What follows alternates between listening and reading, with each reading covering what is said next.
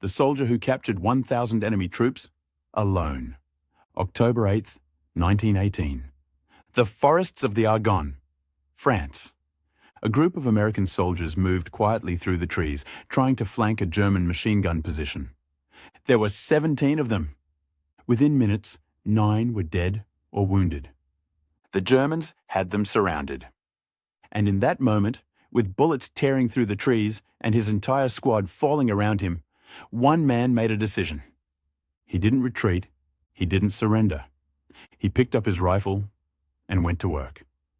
By the time it was over, 28 German soldiers were dead. 132 were taken prisoner. And the man who did it was a farmer from Tennessee who had never wanted to fight a war in his life. His name was Alvin York. Alvin Cullum York was born in 1887 in a small cabin in the mountains of Pall Mall, Tennessee. His family was poor, extremely poor. He grew up hunting in the mountains to help feed his family. From the time he was a child, he carried a rifle. He learned to shoot not for sport, but for survival. By the time he was a young man, Alvin York was one of the finest marksmen in his county. But he was also something else. He was deeply religious. York had grown up wild, drinking, gambling, getting into fights. But in his mid-20s, he converted to a small Christian denomination called the Church of Christ in Christian Union. And that faith changed everything about him. When America entered World War I in 1917 and York received his draft notice, he didn't celebrate. He was terrified, not of dying, of killing. York filed for conscientious objector status. He didn't want to fight. His religion told him that taking a human life was wrong. His application was denied. He was sent to Camp Gordon in Georgia for training. His commanding officer, Major George Buxton, spent hours talking with York, discussing the Bible, discussing war, discussing whether a man could fight and still honor God. York went home on leave and spent days alone in the mountains, praying. He came back with an answer. He would fight. By the autumn of 1918, York was in France with the 82nd Infantry Division. The war was entering its final weeks, but no one knew that yet. The Allies were pushing hard through the Argonne forest, trying to cut off a critical German supply line, the Kriemhilde-Stellung. The Germans were dug in deep. Machine gun nests hidden throughout the forest were tearing apart advancing Allied units. On the morning of October 8th, York's unit, a group of 17 men led by Sergeant Bernard Early, was ordered to move behind enemy lines and take out the machine gun positions. They moved silently through the trees. For a moment, it seemed like it was working. They surprised a group of German soldiers at a headquarters position and took around 15 prisoners immediately. Then everything fell apart. A German machine gun nest on the hill above them opened fire.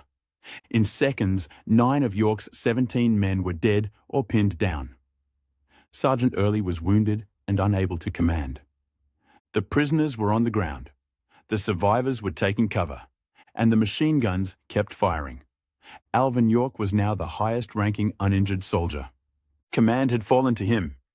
He later described what happened next in his diary. He found a position where he could see the German machine gun nest on the hill. And he started shooting. York had spent his entire life hunting in the mountains of Tennessee. He knew how to stay calm. He knew how to breathe. He knew how to make every single shot count. The German gunners tried to turn the machine guns toward him. He kept moving, kept shooting, one by one. He later said that when a group of German soldiers charged him with bayonets, he picked them off from back to front, so the ones in front didn't realize what was happening until it was too late.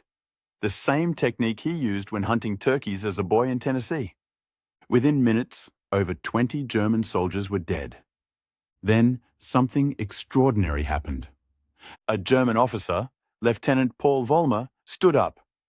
He had watched this one American soldier kill man after man without missing a single shot. He had watched his men fall. He had watched every attempt to stop this farmer from Tennessee fail completely. Vollmer made a decision. He offered to surrender, not just himself, his entire unit. York accepted. He now had over 100 German prisoners, and he still had to get them back to Allied lines, through a forest full of enemy soldiers. York put the German officer at the front and told him that if anyone tried anything, he would be the first to die. They walked. Every time they encountered another German position, Vollmer ordered them to surrender. By the time York reached Allied lines, he had collected 132 prisoners. 7 other surviving American soldiers helped march them in. When York reported to his commanding officer, Brigadier General Lindsay ordered a count. 132 German soldiers, captured by a group of 8 men, led by a Tennessee farmer who had begged not to go to war. General John Pershing, commander of the American Expeditionary Forces, called it the greatest thing accomplished by any private soldier in all the armies of Europe. Marshal Ferdinand Foch, the supreme Allied commander, said York's actions were the greatest individual feat of the entire war. York was promoted to sergeant on the spot.